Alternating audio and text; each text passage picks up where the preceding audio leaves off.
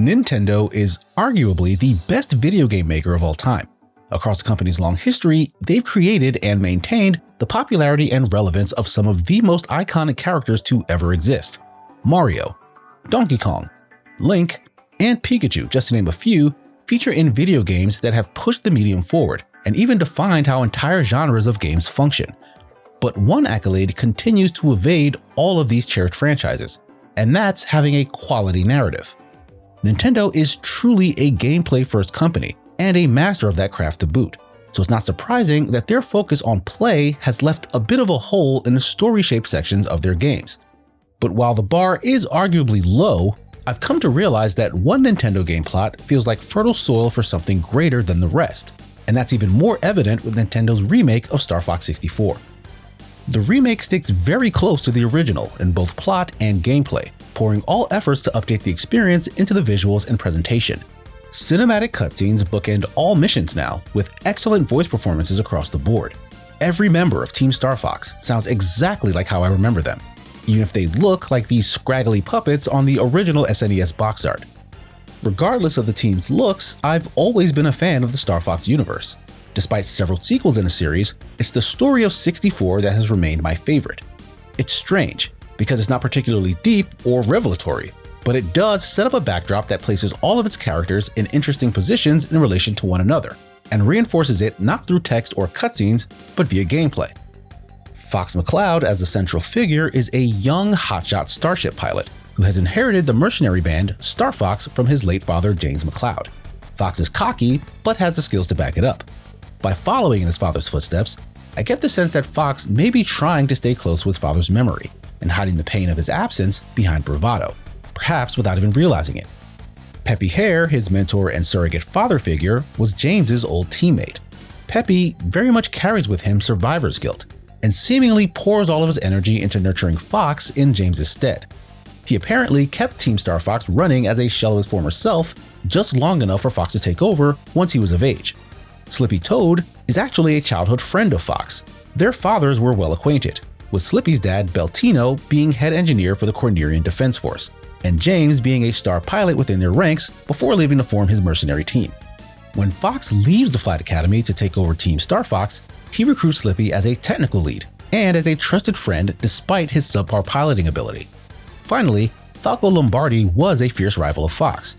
Falco formerly led a space gang of pilots and faced off against Fox numerous times before recognizing his skill and joining his team. Or they were rivals in the Defense Academy and Falco joined up with Fox from there. It's actually unclear what their true history is, but that's the nature of Star Fox 64's storytelling that I found so compelling. It feels like there's a fully detailed accounting of the plot and the characters' histories somewhere, but that first game only gives you the fringes of that larger context and informs you of the narrative nuance between the characters through gameplay moments.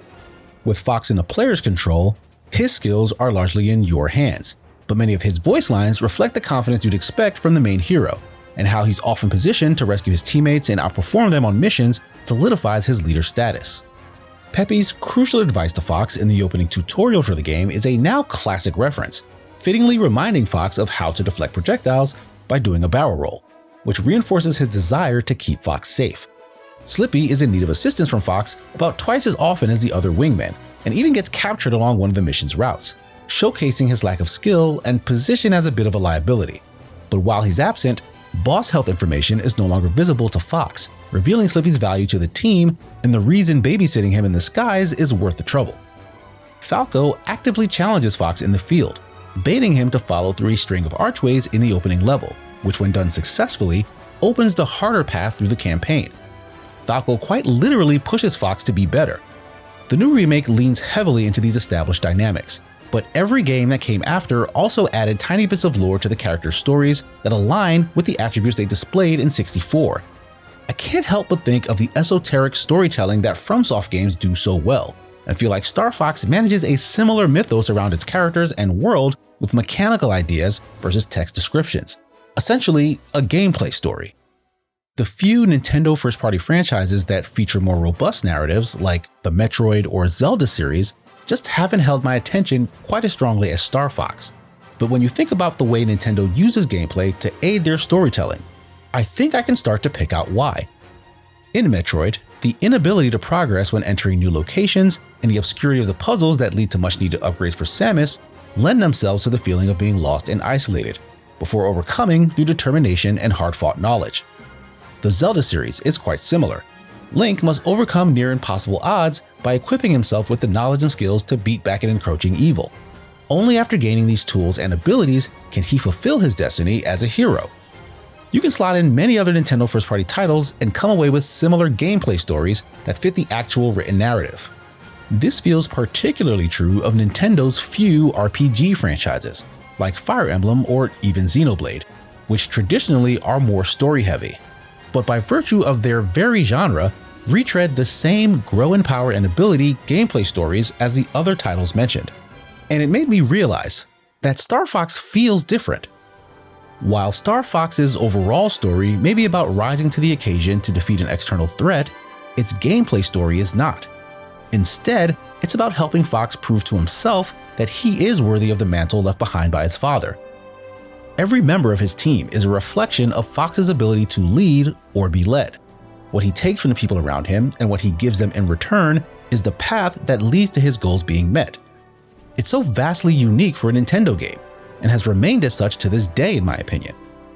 Star Fox 64 may not be the highest benchmark when it comes to narrative design or world building. There are plenty of loose threads and stale tropes to be found in the plot. But there's no denying how well Nintendo managed to characterize the Star Fox crew, with the language they clearly speak best: gameplay. And when you connect with the story on a gameplay level, it stays with you long after it's gone.